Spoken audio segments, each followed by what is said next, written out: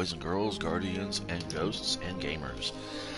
I am Hako, also known as Artist Poet, here on PlayStation 4. Pardon me. So yeah, instead of my usual AM chit chat, I am doing this over supper right now. So pardon me. I made myself a small batch of microwavable chicken dinosaur nuggets and some instant mashed potatoes because I just wanted something, I don't know, adolescent and junky, I guess. I gotta say this, it's more akin to a midday toddler meal than it is an actual something for a sustenance, but I don't know. Filling a hole, essentially, is what it all comes down to. Speaking of, damn, this music is fucking loud. Have the volume up, I guess. Yeah, turn that down a little bit. So, now you know why I don't play with music in most of my games. Although, I have noticed that with Conan Exiles, it's probably a benefit to actually play the music, because while you're in combat music, for some reason, you're not allowed to use potions. Or something like that. But we're talking about Destiny and the what's next. There's been a few speculative videos put out there by the usual content providers, and I don't need to talk about them. I'm not going to hype them up. You all know who they are. But just my own personal take on where the year is going to end up, where the year is taking us. First thing we can do is going to go hit the tower, pick up my gunsmith bounties, take a look at the glorious pedestal of achievement, and let's see what we got going on in here. Maybe get one of those little. Oh, I do have a metal chaser already. Alrighty, cool. I'll probably get some more of these bounties, stuff for XP. I went ahead and I finally pulled all the gear out of my Season 13 pass. I do have the annual pass, so I get both top and bottom tracks. I'm only at 229 for the Season of the Seatbelt. And so yeah, I didn't really get anything in the in the way of armor that said, hey, you really need to put this on instead of the stuff you're already running with. This is kind of what I pulled together when the season first started, before I got myself kicked out of Crucible and Gambit. Let me be able to bring that back up for you. So what you can see here is I've got a base stat of 63 because I had Masterwork, so it has 12. This one's got a base stat of 61. That's the Masterwork plus the 10-point grenade stat increase. I think it's 10 point. Yeah, it's 10 point. And so the stat armor, the armor in the season pass was dropped at about 65. Now, the reason why I didn't take it, even though it was a whole 4 more points, is because this armor here, the anti-extinction grasps, that is exactly where I want my points to fall. Mobility, discipline, and strength. I don't care too much about intellect. Your super comes up as you get kills. So if you have good mobility to get in and out of fights, you got solid discipline and strength to finish those fights. Because on a hunter, your grenades and your melees aren't really supposed to be openers. Okay, they're supposed to be finishers. Things you do when the reload's not happening quick enough for you. Even though I use Marksman's Dodge, which is more or less kind of the thing I do. I run in, I might flush with a grenade, or I might tease with a grenade, or a long-range melee. I may lead with them, okay? But only in the sense that if I'm not exactly sure where my target is, and this is mostly talking in Crucible here, if I don't know where my target is in Crucible, I will toss a grenade or toss my melee ability, which is like smoke bombs or knives, for the two classes that I play the most, which is Void and Solar. And when I watch the numbers come up, I get an idea of where they are. Now, these guys, most people who are playing against a hunter are pretty fucking arrogant. They're not going to do anything. They're just going to stand there like, yeah, oh, wow, you threw a grenade at me. Oh my God, it's a hunter grenade. I'm just going to stand in it. And I'm like, yeah, buddy, you go for it. And then I rush them with basically either a sidearm or a shotgun or a submachine gun. Basically, it sprays fast, it sprays wide, and it gets everywhere. The decorator. And then I'll go ahead and I'll finish them up with an actual melee. So it's like grenade, mostly scatter grenade, or the frost grenade that has that spherical effect, the AOE. This one guy, yeah, the dust field grenade. I was running this barrier one, and that's good in PvE because it does it does put up a barrier. It's kind of like you can plan it, you can kind of get a barricade, honestly, with it. It's a little bit more fragile than a barricade, like a Titan's barricade. But this is really kind of funny too, because I cannot tell you in Crucible, especially Control, because I did this in Iron Banner also. And I cannot tell you how many times in taking a command point, they'll see me, they'll know I'm a hunter.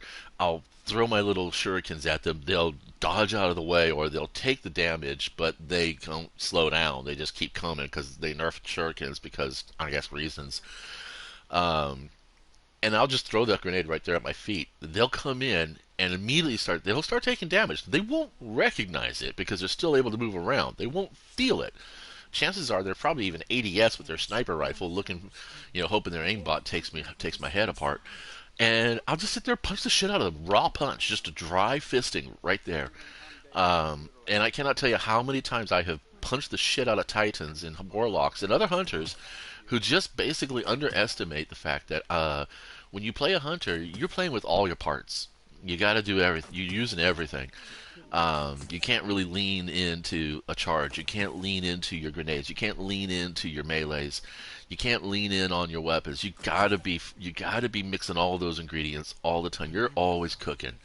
And I think that's what I like about the hunter class, is that it rewards a person who is essentially an ADD, hyperactive squirrel. So, but I'm not really. I'm actually pretty chill. I mean, I consider myself to be quite mellow in regards to the energy levels. I'm not quite as amped up as some of the other people that I've played with as hunters. But anyway, so yeah, so like I said again, look at this. Here we go: mobility, discipline, strength. Mobility, discipline, strength. Mobility, discipline. No, it's so much the strength, but that's okay. We make up for it over here with Radiant Light. Mobility, discipline. Well, my stompies though, they bring up the resilience, because this is shitty. Now, to be honest, I have half clipped, punched, and half clipped Guardians in the Crucible with 30 something with a tier 3 resilience, and they just shrug that shit off, and I will get one shot running across the room. Still can't figure out the math on that, Bungie. If you could help me out with some data sheets, that would be so epic. I will keep him quiet. I'll send along the NDA, and I'll digitally sign that shit. I promise. I just want to know why it is that when I play a hunter versus a titan, that because it has a tier 3 or lower resilience, that he can stand there without any special exotic equipment or mods on his armor. Because yeah, you can put mods on your armor, like you can resist melee damage. See, the melee damage resistance, that doesn't do shit. I gotta tell you right now, man, that offers like a 0.5, maybe a 1 point bump to your resistance. That does nothing, really nothing. At least for a hunter. Maybe it does more for a Warlock and a Titan. I don't know. I don't play Warlock or Titan. I've actually stopped playing them for so long now that I hear Warlocks and Titans talk about shit, and I'm like, huh? But anyway, god damn, the mashed potatoes are fucking awesome today. This is what I do with my mashed potatoes. Um, for those of you who don't know measurements and cooks thing, 3 teaspoons is a tablespoon. So I put in 4 teaspoons of unsalted butter, half a teaspoon, actually not less than that, a lot less than that, about maybe a quarter teaspoon of salt. I use the kosher stuff, and about I'd say maybe a quarter teaspoon of garlic powder. Now, I don't use fresh garlic because sometimes it gives me gas, believe it or not. Garlic fucks me up inside a little bit, but I love the taste. To be fair, I did grow up on a lot of garlic, so like the peanut allergy, which it accumulates in your system over time, and then if you become allergic to something, it's called toxicity. And a peanut allergy is very It's a very arbitrary example. Please, please. I'm not pulling any triggers here. I'm just saying a lot of scientists, a lot of nutritionists, a lot of professional physicians are talking about the fact that we put so much peanut product in our day-to-day usage is probably why people are getting a peanut allergy, even though in generations past it was not a thing that even came up. And I mean, if they're able to diagnose, a 14th century leader as having had died from stomach cancer back then yeah, figuring out that oh yeah, he eat pie and now his face turned blue. That is an allergy. Of course, they would probably would have just said poisoned, but I mean that's what an allergy is. You're getting poisoned. So anyway, so garlic powder. Melted the butter fully and completely. Didn't want to get it to a sizzle, but then I kind of did sizzle a little bit, just to kind of give it a nice nutty kind of taste to it. Is what they call that taste. It's more like an umami, umami, that moi taste or whatever. Then I just used about a handful of instant potatoes and just poured it in until they dissolved. Until a few flakes didn't dissolve, and then took everything off the heat, stirred it up. It came out light, fluffy, almost like a custard. I would say a custard-like texture, and I would eat these at a restaurant. I would definitely eat these at a restaurant. A lot of people like to have a standard of their food. They have restaurant standards and they have a home standard. And a lot of restaurants like to say home style cooking, which what they're really saying is that it's fast and sloppy. But these are like, I don't want to say they're cafeteria style mashed potatoes, but it has a very um, it just has a very cafeteria like flavor to it. But it's not the bad cafeteria stuff. It's like, oh, I don't know if anybody's old enough to remember, but they used to be actual cafeterias that it'd be like buffets, but not really buffets. You'd walk in, oh, like you'd go to the IKEA. Okay, that's what they taste like. They taste like they were made in a vat behind the counter on the steam table at IKEA. And I kind of like that taste. I mean, you kind of grow up with that. That's how your dad cooked because, he was a Navy guy. And, yeah, tastes like home. Anyway, so, onward. Now, I've only been to the Stompies. I do check Zer every weekend, see if he's got a new kit that has better stat rolls or more balanced stat roll. I want to find a pair of Stompies that has a high mobility, discipline, and strength. And I'll probably get there eventually, but we'll see. Anyway, back to on the so-called what's next. Make sure I got some weapons that mean something. Let's go get the gunsmith stuff and take care of that real fast. It's easy to do at the lost sectors, really. I was taking them into Crucible, and it's like, I'll be here all day. Gambit is also kind of a dry heave. Oh, okay, so we got Scout, we got Sniper, we got Machine Gun. And this is looking to be a good afternoon, or evening, I guess. Get these. These are worth it. I don't need to worry about this much right now. Get my sniper rifle. Chewing down a Stegosaurus chicken nugget. My sniper rifle. Oh, actually, wait a minute. I got this new one.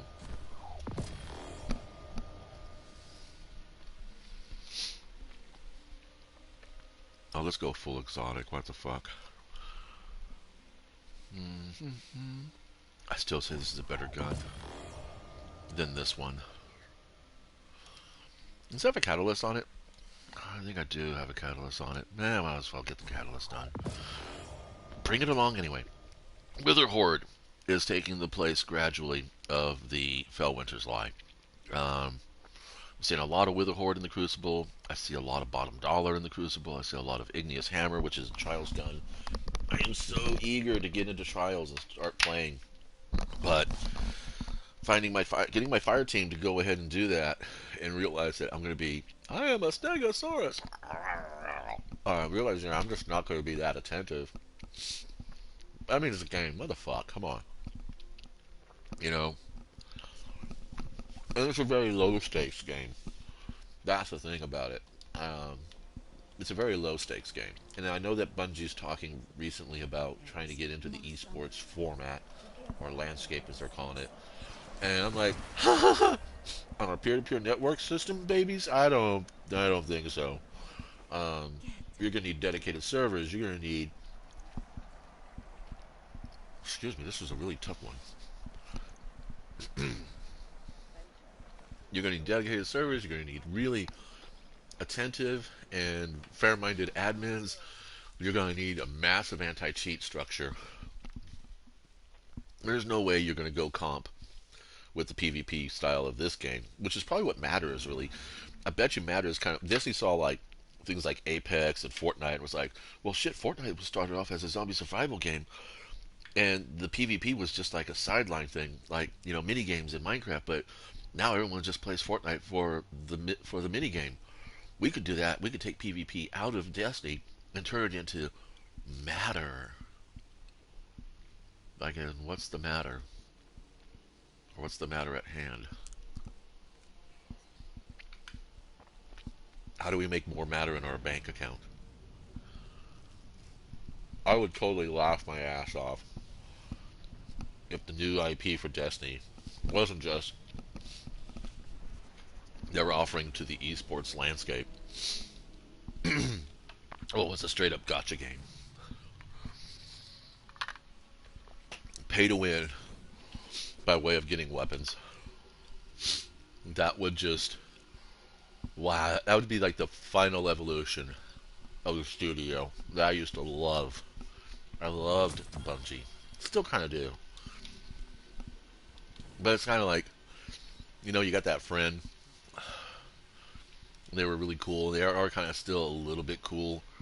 But really, they're kind of like not who you really thought. You miss the person you used to think they were. That's what it is. And with Destiny, there are days, there are events, there are moments where I'm thinking like, man, I miss feeling that wide-eyed exploration, everything's new kind of wonder. And every now and then, I'll come across something that I didn't know about the game, and I'll be like, oh, something fresh and new. It makes me feel happy again. And I think that's what's really lacking in the game is that, and this is something that everybody talks about halfway through the year, pretty much. Like I said, I'm a little on the curve in the spectrum. um, sorry. Yeah, that's. I guess it's. It is your perspective. It is all very subjective. I hear a lot of people really trashing Destiny, and I'm like, you know what? There's lots of content. There's lots of way for you to engage in the content. You're the one who's, set up this bar that is just so unrealistically, high, and it's like it's a tilt, and you can't ever undo it once it gets done. That is a. Oh no, it's got tracking module. Okay, we'll hold on to that. Um, you just need to remember what it is that got you into the game to begin with, why you play games like Destiny, and look for those things and do those things in the game instead of, always thinking about what it coulda, shouldas, and maybe if I pushed a little harder, this might have happened. Because you're not in charge, man. You're not driving this truck. This thing's off its wheels and axles and is just barreling down the hill. And where it's going to land is anyone's real guess, because you don't really know. And like I said, a lot of the YouTubers are speculating about there might be some SIVA coming into the play next season. Um, we started Beyond Light with a season of the hunt and learning our stasis. We haven't learned anything new as far as stasis is concerned. We're in the second season of that, but it makes sense because there's three subclasses they're talking about for stasis, for the darkness powers, or clarity, because you have light and then you have clarity, which kind of, if you think about the definitions of both those terms, they do come in they do actually kind of relate to each other, and that's kind of cool because if you've got three subclasses and a season is basically 4 months, then wait, that doesn't make sense, right? There's 4 seasons, 3 months. A season is 3 months. So then it should be something like every 4 months we should start getting a new. We should get a new clarity ability. I'm just going to call it that, just because I have a feeling that's what it's all going to come down to. I mean, I hate to think that, freezing targets stasis is like the extent of the darkness that we're going to get. I mean, they have said that they are planning new things. So, will we get this all in this year? I don't know. I'd hate to. I don't want to think that there's a 3-year arc planned for this current story, and there's not much talk about what's happening beyond that third year. I would be really disappointed if we have to wait another full year to get the rest of our clarity abilities, especially since Elsie and Anna are now fully aware of clarity and its impact on their family and its impact on the solar system as a whole, and that it should be that this is a really nice gun. I'm glad I pushed for it.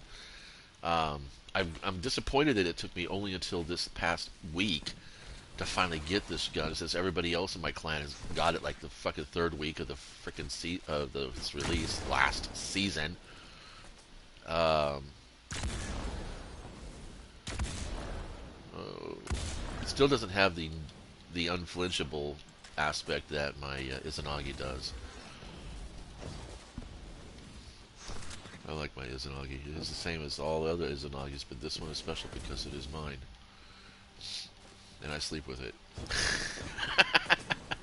uh, my son is talking about getting into 3D printing, and in the back of my head, I'm thinking to myself, hey, you know what? I could draw up some STL files for the Izanagi's bird. And, but then I started watching this. There's this YouTuber I will talk about because she's not directly related to YouTube game content, but she is herself a gaming fan and does these fantastic cosplays. Kamua cosplay. That's Kamua cosplay. And just these fantastic constructs out of EVA foam. And I'm looking at my Izanagi's bird, and I was like, damn, I could probably. Oops, I missed that one completely. I could probably get this all put together with foam core, and then just kind of use some Mod Podge and maybe some like my fiber wrap technique, which is kind of like fiberglass, but you use Mod Podge and light wrapping tissue, not tissue paper. Well, it is tissue paper, but not like toilet tissue or facial tissue. But it's like tissue paper, but it's like very, very light. It's almost like onion paper. If anyone's old enough to remember, that's what they used to call tracing paper. And it takes Mod Podge very, very well, but it does wrinkle a bit, so you got to be kind of careful when you're working in strips. But it creates a super hard surface. That's actually pretty nice. But what was I going on about? Oh, whatever. I'm kind of flipping here. Those chicken nuggets and potatoes are hitting my brain. Oh yeah, we're talking about the whole clarity abilities. So I'm thinking that if we get another facet of clarity this coming season 14, especially with the Vex involved with the Vault Glass, people are saying that it's going to be a Vex-centered season with a lot of clarity in it. The Vex from the Blackstone Fortress. Sorry, I let my 40k out. Let me put that back. Anyway, Deepstone Crypt. Yeah, there's a lot about Destiny that is very, very much in flavor and in tempo with Warhammer 40,000. I mean, Vex constructs kind of look like something you would make out of all the extra sprues and runners that you had left over from model kits. The Vex could actually even be the Necrons. You know, a sleeping dynasty that you wake up. But I don't know. Then again, it's like the Hive are kind of like that too. So it's kind of mismatching. But I mean, I've also have commented on many occasions that it seems like Destiny recycles enemy abilities way too much. Back in Destiny 1, the enemies were very, very unique. You know, you could whoa, shoot an air baby. I wonder how this thing hip fires. Pretty good. Um, so what was I going? Oh yeah, clarity. Back to that. See, told you guys, ADD. I need a nice hectic fucking nightfall to get my attention going. Oh look at you, you're going faster. Then then you just disappeared. You just paracausally vaporized. But anyway, so there was I can't remember his name. Like I said, I'm not gonna bring him up because that's a secret. No, I figured it'd probably be fun for you guys to go ahead and take a guess at who I'm talking about. Anyway, they mentioned that back in the Rise of Iron, Destiny 1, we had splicers, fallen splicers, and let's see, this is supposed to, like, a crit shot's supposed to give me the lightning strikes, but I don't crit, as you can see. Oh, there I did. That didn't look like it did much. Okay, that was good. That was a nice energetic massacre. I was really sad when they sunset the Black Hammer. Um, not the Black Hammer. Oh my God, the Hammerhead. And I was like, why? Well, now I know why. Because the Seraph Saw does the same thing.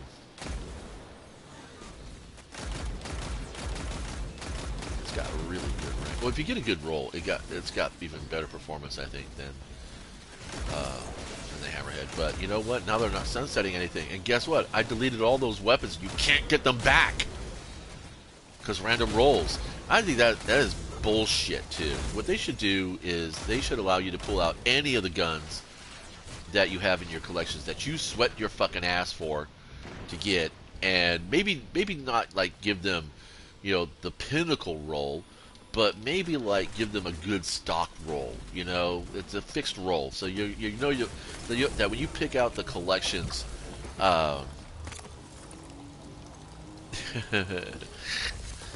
sorry, he's just so silly looking right there. Um, that when you pull out the collections version of, say, the Kindled Orchid, you get the average roll that would have come out if you had done, you know, the Black Armory forges. I'm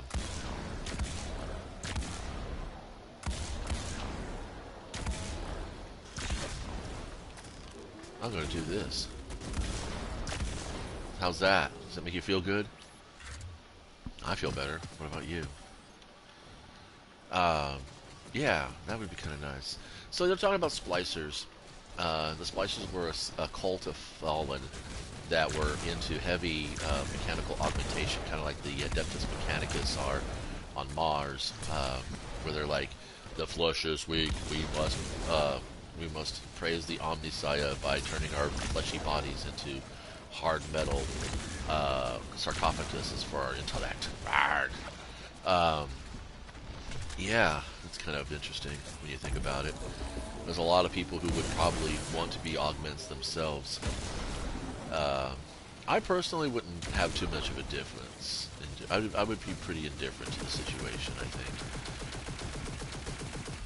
My experiences would have to be somewhat... I'd have to have a really good experience. So I don't know. But anyway, so splicers might be in there, which means that Siva might actually become part of Clarity. Now, I know that Clovis Bray was connected to Siva. I have to dig through the lore to figure out exactly how and to what extent. But I know that Rasputin co-opted the technology and used it as bait to draw in his erstwhile avatar, Fellwinter, and in the process of so doing, ended up wiping out the majority of the Iron Lords, pretty grim, awfully dark, and very edgy kind of death. But so yeah, and I'm thinking, you know what, Siva. I'm trying to think of how Siva would translate into a guardian ability, and I've got the idea in my head. There's ways that we could like fuck with people's actual abilities, perhaps. But it might end up being nothing more than, say, a nanobot version of Stasis. You want something that's going to have a different, unique effect. And if we're thinking of Stasis as the antithesis to change, which, if you draw the parallels between 40K and Destiny the way I do, it's quite possible that Stasis is the opposite of what would be, say, Tzeentch, who is the chaos god of constant change. So, if you had, say, you have something like Nurgle, who is the god of, well, actually, Nurgle is kind of a god of stasis because he's all about death and decay. Um, so having somebody who's like a poison, I mean, I think having poison in the game would probably be a lot of fun. Something that capitalizes on, say, the necrotic grip or the use of thorn, um, that kind of thing. And I still have to get scout rifle kills, but I am having so much fun with this snipey. It's kind of nice. I mean, it's not complete shit. They did kick it back a lot, but I think it's kind of fun that the whole time it was in its heyday, I was like, no, I don't get to play that. But that's alright. At least I get it in its final form. I might not always be the first, but most times I am the last.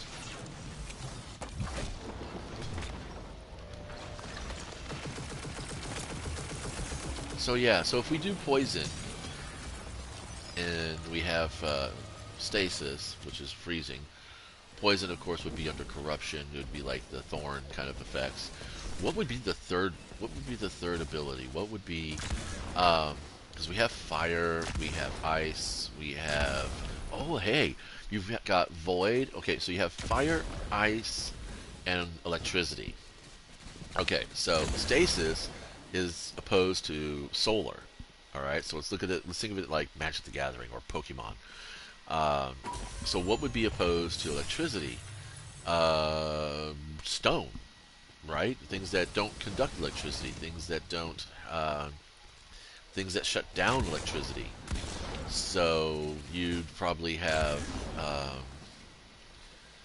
you know, some kind of a dampener, some kind of a dampening field that would like suck your character's abilities instead of just preventing you from doing a roll dodge by using stasis. It actually sucks out your actually drains out your abilities and transfers it to you. I think there's an exotic that does that, but I don't know. That'd be kind of fun. And the opposite of void would be, I don't know.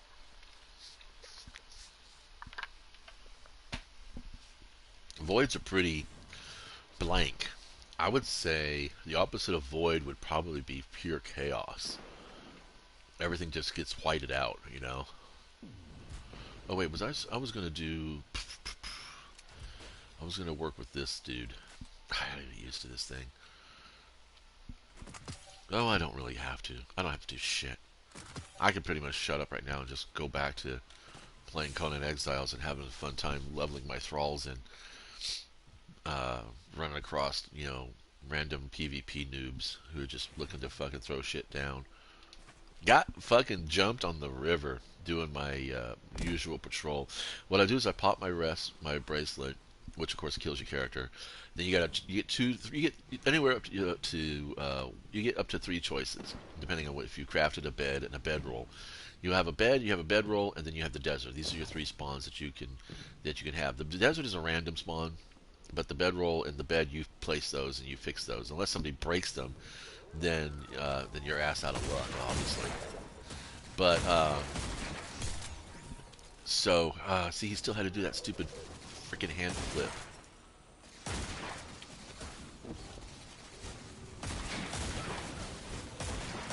Wow, it still shot him. Okay. I thought this thing was supposed to have a hip fire feature. Not really all that good. Load, load, load, load. Damn. So it loads like a shotgun.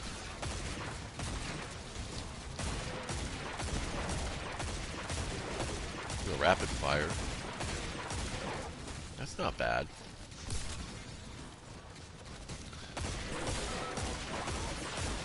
Yeah, it shot through his little solar shield. Nice. Okay, I'm kind of getting the feel for this.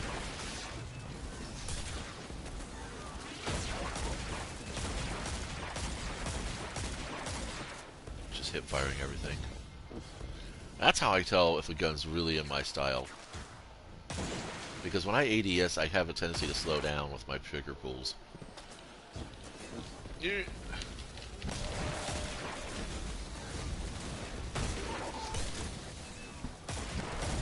Wow, we're done with the scout rifle thing already.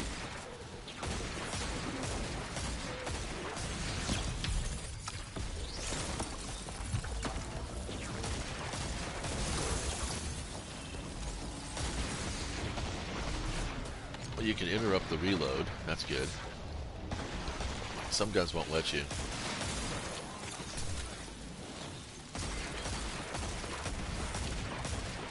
Huh.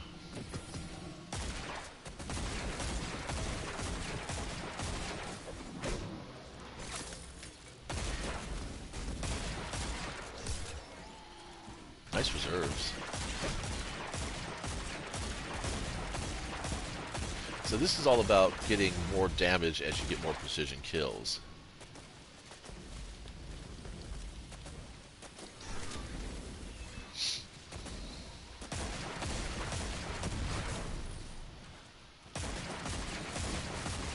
Okay, I'm seeing it. Really missed the tribute hall. And I died. Okay, but anyway, so what do you guys think? You know, next season, you think we're going to get some splicer shit going on with some SIVA, the ability to manipulate SIVA and stuff? You think that's going to be a thing? Maybe the Warlocks have been working on that secretly since Destiny 1.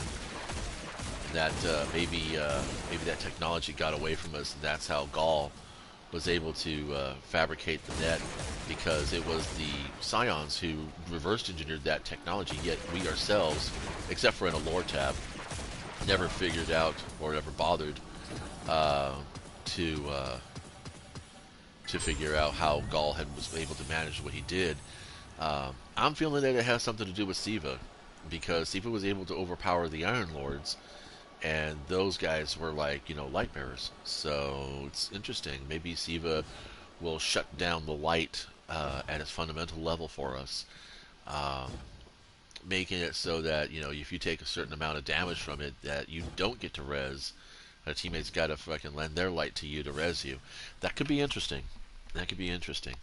But that's going to be a bit for me right now. I'm going to go and turn these bounties in and get some Crucible on, spare you all the gory details from that shit show. And thanks for stopping by.